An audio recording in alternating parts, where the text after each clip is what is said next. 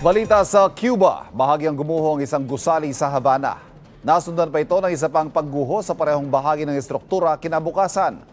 Isa ang naitalang nasawi. Hindi bababa sa dalawang iba pa ang pinangangambahang naipit sa debris. Dalawa naman ang kritikal ang kondisyon. Ayon sa mga otoridad, mahigit 50 tao ang nakatira sa nasabing gusali. Nagkulay pink ang Christ the Redeemer statue sa Rio de Janeiro sa Brazil, nakabilang sa 7 Wonders of the World.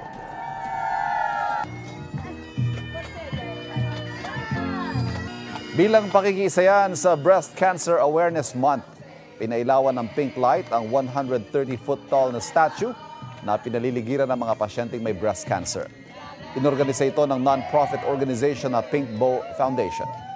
Layon itong makatulong sa pagpapakalat ng kaalaman tungkol sa breast cancer at kung paano maiiwasan ito.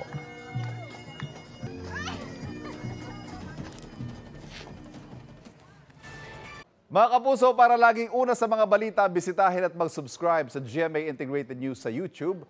Sa mga kapuso abroad, samahan niyo kami sa GMA Pinoy TV at sa www.gmanews.tv.